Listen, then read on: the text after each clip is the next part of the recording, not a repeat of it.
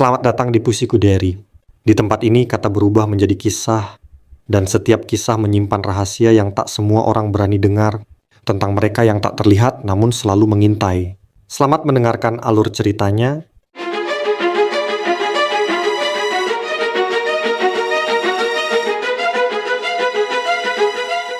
Kalau kita bicara tentang Alas Roban, sebenarnya kita tidak sedang bicara soal hantu. Kita sedang bicara tentang sebuah tempat yang dari siang terlihat biasa saja, bahkan cenderung membosankan. Jalan panjang, tanjakan, dan turunan, hutan di kiri dan kanan, lalu lintas truk yang nyaris tidak pernah berhenti. Tapi begitu malam turun, suasananya berubah pelan-pelan, tanpa aba-aba. Alas Roban berada di Kabupaten Batang, Jawa Tengah. Jalur ini menghubungkan kawasan Pantura dengan jalur selatan. Setiap hari ribuan kendaraan melintas. Sopir truk, bus malam, pemotor jarak jauh, sampai mobil pribadi. Banyak dari mereka melewati Alas Roban tanpa masalah. Tapi tidak sedikit juga yang pulang dengan cerita, dan sebagian cerita itu tidak pernah dicatat secara resmi. Orang-orang tua di desa sekitar Alas Roban biasanya tidak suka membicarakan hutan ini terlalu panjang. Bukan karena mereka tidak tahu, tapi karena bagi mereka Alas Roban bukan sekadar tempat lewat. Dari dulu memang begitu, kata seorang sesepuh desa. Bukan sekarang saja. Sebelum ada jalan aspal, sebelum ada kendaraan bermotor, Alas Roban adalah hutan lebat yang jarang disentuh manusia. Pohon-pohonnya besar, akarnya menjalar kemana-mana, dan di beberapa titik tanahnya selalu lembab, bahkan di musim kemarau. Semua berubah di awal abad ke-19. Saat pemerintahan kolonial Belanda membangun jalan raya pos jalan panjang yang membentang dari Anyer sampai Panarukan, Alas Roban menjadi salah satu wilayah paling berat yang harus ditembus. Medannya sulit, hutannya rapat, udaranya lembab, dan penyakit mudah menyebar. Pembangunan jalan ini dilakukan dengan sistem kerja rodi. Rakyat dipaksa bekerja tanpa upah layak. Mereka menggali, menebang pohon, memikul batu, dan membuka jalur di tengah hutan dengan alat seadanya. Banyak yang jatuh sakit, banyak yang kelelahan, dan yang paling sering terjadi, mereka mati di tempat mereka bekerja. Menurut cerita turun-temurun, tidak semua jenazah dikuburkan secara layak, sebagian dikubur seadanya. Sebagian lagi ditinggalkan begitu saja, karena pekerjaan harus terus berjalan. Hutan Alas Roban pun perlahan berubah, bukan hanya secara fisik tapi juga secara rasa. Warga percaya, sejak saat itulah Alas Roban mulai menyimpan energi kematian massal. Energi orang-orang yang pergi dalam keadaan lelah, sakit, dan penuh keterpaksaan. Dan energi itu tidak pernah benar-benar pergi. Tahun-tahun berlalu, Indonesia merdeka, jalan terus digunakan. Hutan menyempit tapi tidak pernah benar-benar hilang. Alas Roban tetap menjadi jalur yang panjang, sepi, dan melelahkan terutama saat malam hari. Lalu masuk ke era 1980-an. Di masa itu, masyarakat sekitar mulai mengenal istilah yang diucapkan dengan suara pelan, Petrus. Banyak orang takut membicarakannya secara terbuka. Ada bisik-bisik yang beredar di desa sekitar Alas Roban tentang truk yang datang malam hari, berhenti di beberapa titik hutan, lalu pergi tanpa suara. Tidak ada yang berani mendekat, tidak ada yang berani bertanya. Beberapa warga tua mengaku keesokan paginya mereka melihat tanah yang tampak baru ditimbun, tidak rapi, tidak seperti kuburan, hanya gundukan tanah di tepi hutan. Apakah cerita ini bisa dibuktikan secara resmi? Tidak sepenuhnya, tapi cerita itu hidup, bertahan, dan terus diceritakan dari generasi ke generasi. Sejak saat itu, Alas Roban bukan hanya dikenal sebagai jalur berat, tapi juga jalur yang tidak bersih dalam pengertian orang Jawa. Masuk ke tahun 90-an hingga awal 2000-an, cerita-cerita aneh mulai semakin sering terdengar. Bukan dari satu orang, tapi dari banyak pelintas dengan latar belakang berbeda. Sopir truk jarak jauh misalnya. Ada yang bercerita tentang perasaan diikuti. Bukan dikejar, bukan diancam, tapi seperti ada sesuatu yang selalu berada di belakang, menjaga jarak yang sama. Ketika dilihat lewat spion, tidak ada apa-apa, tapi perasaan itu tidak hilang. Ada juga yang mengaku melihat keramaian di tengah hutan. Lampu terang, ada bangunan seperti warung, ada suara orang berbicara dan makan. Beberapa sopir yang kelelahan memilih berhenti. Mereka makan, minum, bahkan sempat bercanda dengan pemilik warung. Tapi keesokan harinya, saat mereka mencoba mengingat kembali lokasi warung itu, tidak ada apapun di sana, hanya hutan, atau tebing, atau jurang. Cerita lain datang dari para pemotor malam. Mereka sering melewati Alas Roban sendirian. Dalam kondisi gelap, hujan, atau kabut tipis. Banyak dari mereka mengaku mendengar suara memanggil nama. Suaranya sangat jelas, sangat dekat, kadang terdengar seperti ibu, kadang seperti pasangan, kadang seperti suara sendiri. Yang membuat merinding, suara itu selalu terdengar di titik-titik tertentu dan hampir selalu dari arah hutan. Warga sekitar punya satu pesan sederhana. Kalau lewat alas roban malam hari, jangan pernah menjawab panggilan. Bukan karena percaya hantu secara berlebihan, tapi karena terlalu banyak cerita tentang orang-orang yang menjawab lalu mengalami kejadian aneh, motor mati mendadak, mesin kendaraan mogok tanpa sebab, jalan terasa berputar-putar. Bahkan ada yang mengaku sudah melintas hampir 1 jam, padahal biasanya hanya 15 menit. Secara logika, alas roban memang rawan kecelakaan. Kontur jalannya menanjak dan menurun, banyak tikungan tajam, penerangan minim, pengemudi sering kelelahan. Semua itu bisa menjelaskan banyak hal, tapi ada beberapa kejadian yang sulit dijelaskan dengan logika saja. Misalnya, kendaraan yang ditemukan ringsek di pinggir jalan, tapi pengemudinya hanya mengalami luka ringan dan tidak ingat apapun tentang kecelakaan yang dialami. Atau pengemudi yang berhenti sebentar karena merasa pusing, lalu mendapati waktu sudah berlalu jauh lebih lama dari yang ia rasakan. Di antara semua cerita itu, ada satu titik yang sering disebut-sebut, pohon besar di salah satu tikungan alas roban. Tidak semua orang tahu lokasinya. Tapi mereka yang pernah melewati titik itu biasanya merasakan hal yang sama. Dada sesak, pikiran kosong, atau perasaan seperti sedang diperhatikan. Tidak ada penanda resmi, tidak ada papan larangan. Tapi warga sekitar tahu itu bukan tempat yang baik untuk berhenti lama-lama. Hingga hari ini, alas roban tetap dilalui ribuan orang setiap hari. Jalan alternatif sudah dibangun. Tapi jalur ini tidak pernah benar-benar sepi. Dan cerita-cerita itu tidak pernah berhenti. Mungkin sebagian hanyalah sugesti. Mungkin kelelahan memainkan peran besar. Mungkin juga imajinasi manusia bekerja terlalu jauh. Namun bagi mereka yang pernah melewati alas roban di jam-jam sunyi, ada satu hal yang hampir selalu mereka akui. Tempat ini punya suasana yang berbeda, bukan langsung menakutkan, tapi pelan-pelan membuatmu merasa tidak sendirian. Dan itulah awal dari semua kisah yang akan kita bahas selanjutnya. Karena setelah mengenal sejarah dan jejak kelamnya, kita akan masuk ke cerita mereka yang pernah melihat, mendengar, dan hampir tidak pernah bercerita secara terbuka. Dan di sanalah alas roban mulai benar-benar menunjukkan wajahnya. Tidak semua orang yang melewati alas roban mengalami kejadian aneh. Sebagian besar memang hanya lewat sampai tujuan, lalu melupakan jalur itu begitu saja. Tapi ada juga yang pulang membawa sesuatu yang tidak terlihat, bukan benda, melainkan ingatan. Dan ingatan itu biasanya muncul bukan saat kejadian berlangsung, tapi beberapa jam setelahnya, ketika tubuh sudah aman, ketika kendaraan sudah berhenti, ketika pikiran mulai mencerna ulang apa yang sebenarnya terjadi. Salah satu cerita yang paling sering terdengar datang dari sopir truk jarak jauh. Sebut saja namanya Pak Hadi. Usianya sudah di atas 50. Sudah puluhan tahun melintas jalur Pantura. Bukan tipe orang yang mudah takut, apalagi percaya hal mistis. Ia masih ingat betul kejadian itu. Malam sekitar pukul 2, muatan penuh, badan capek, tapi jalan harus ditempuh. Alas roban bukan jalur baru baginya. Ia sudah sering lewat. Di salah satu tanjakan panjang, Pak Hadi mulai merasa tidak nyaman, bukan karena mesin, bukan karena rem, tapi seperti ada perasaan bahwa truknya tidak sendirian. Awalnya ia mengira hanya perasaan lelah sampai ia melihat spion. Lampu kendaraan lain terlihat jelas di belakangnya, terlalu dekat untuk ukuran tanjakan. Pak Hadi berpikir itu bus atau truk lain. Ia sengaja memperlambat laju agar kendaraan itu menyalip, tapi tidak pernah menyalip. Jaraknya tetap tidak mendekat, tidak menjauh. Pak Hadi mencoba fokus ke depan, tapi perasaan itu semakin kuat, seperti ada yang mengawasi dari belakang. Di salah satu tikungan, ia kembali melihat spion. Lampu itu hilang. Bukan berbelok, bukan tertinggal, hilang begitu saja. Yang membuat Pak Hadi benar-benar merinding adalah satu hal kecil. Jalan itu lurus, tidak ada persimpangan, tidak ada tempat untuk berbelok. Sejak malam itu, Pak Hadi mengaku tidak pernah lagi berani melewati alas roban sendirian di dini hari. Cerita lain datang dari seorang pemotor mahasiswa yang sering pulang malam karena kerja sambilan. Ia melewati alas roban sekitar pukul 1 dini hari. Hujan gerimis, jalan licin, tidak ada kendaraan lain.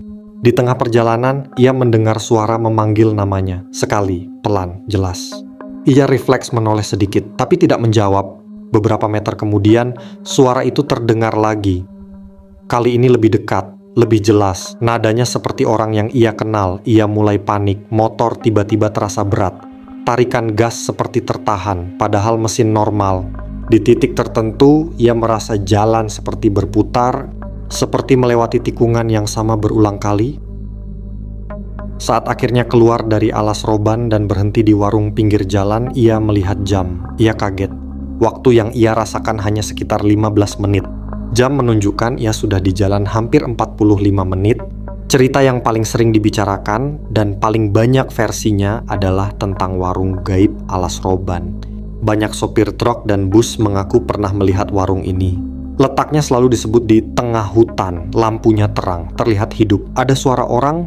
Mereka yang berhenti biasanya sangat kelelahan, lapar, mengantuk, makanannya terasa nyata, hangat, mengenyangkan. Tapi ada satu kesamaan dari semua cerita, mereka tidak pernah ingat jelas wajah pemilik warungnya, dan saat dicari kembali di siang hari, tidak ada bangunan apapun di lokasi itu.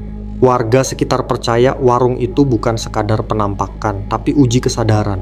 Jika seseorang terlalu larut, terlalu lama, atau terlalu nyaman, maka ia akan sulit keluar dari alas roban.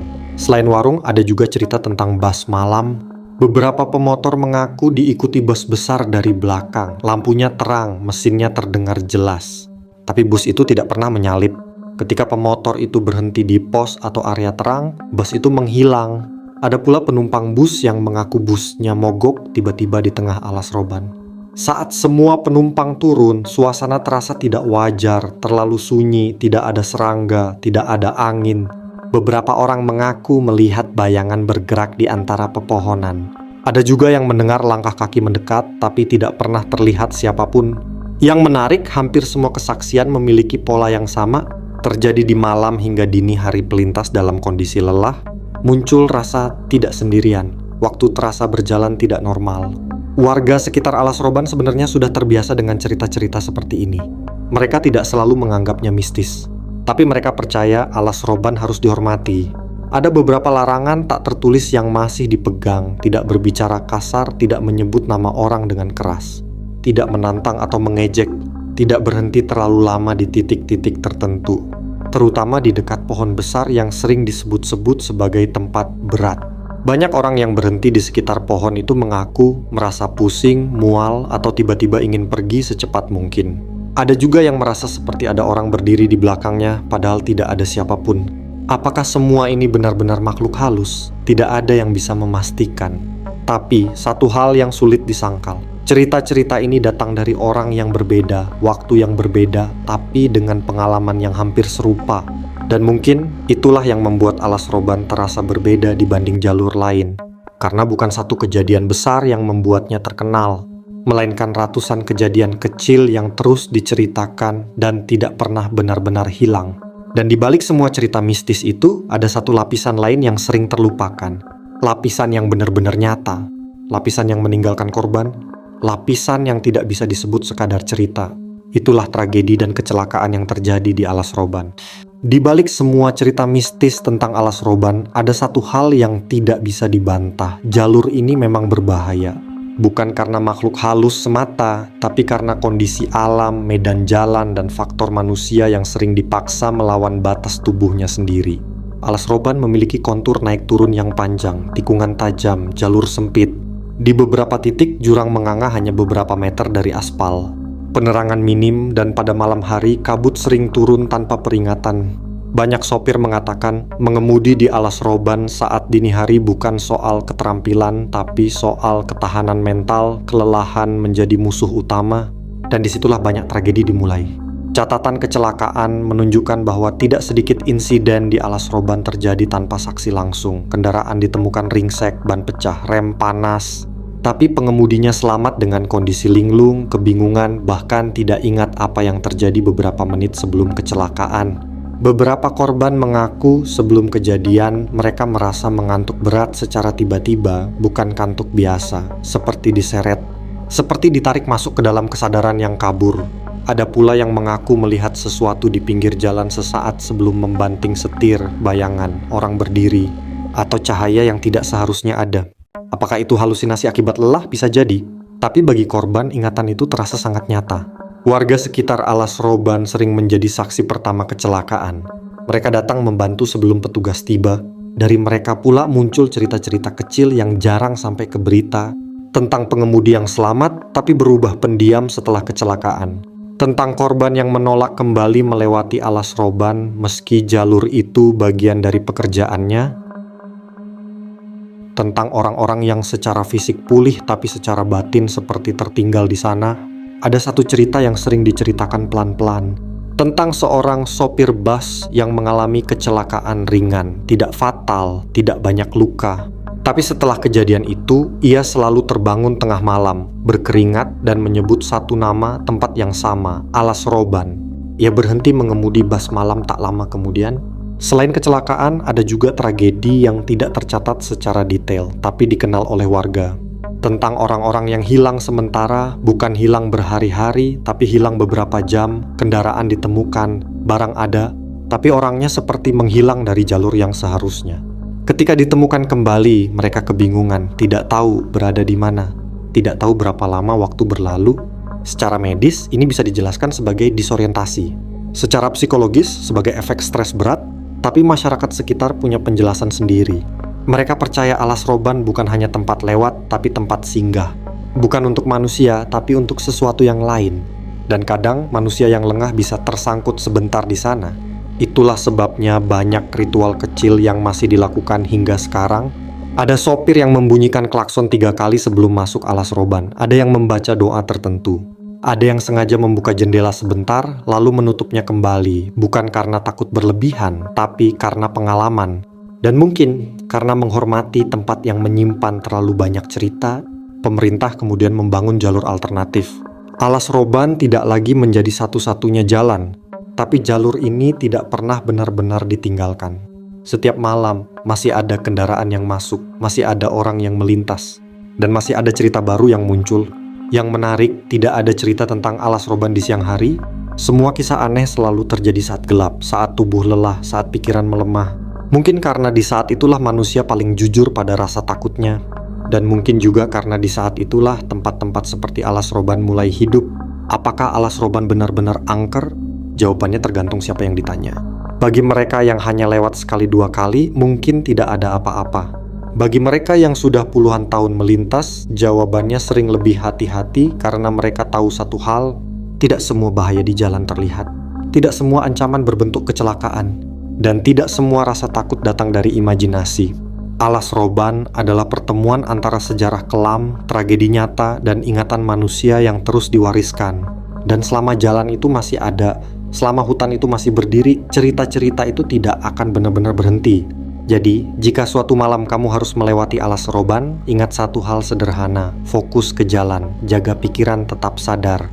Dan jika kamu merasa seperti sedang diperhatikan, jangan menoleh terlalu lama. Karena ada tempat-tempat tertentu di dunia ini yang tidak meminta untuk dipercaya, cukup untuk dihormati. Pada akhirnya, Alas Roban bukan hanya tentang cerita horor. Ia adalah tentang tempat yang menyimpan terlalu banyak jejak manusia. Tentang mereka yang pernah bekerja sampai mati. Tentang mereka yang pernah lewat dan tidak pernah benar-benar pulang dengan perasaan yang sama. Sebagian orang percaya semua cerita ini hanyalah sugesti. Sebagian lagi yakin ada sesuatu yang memang tidak bisa dijelaskan dengan logika. Dan mungkin keduanya benar. Karena rasa takut tidak selalu datang dari hantu. Kadang ia lahir dari kelelahan, dari sejarah kelam, dan dari ingatan yang diwariskan tanpa sadar.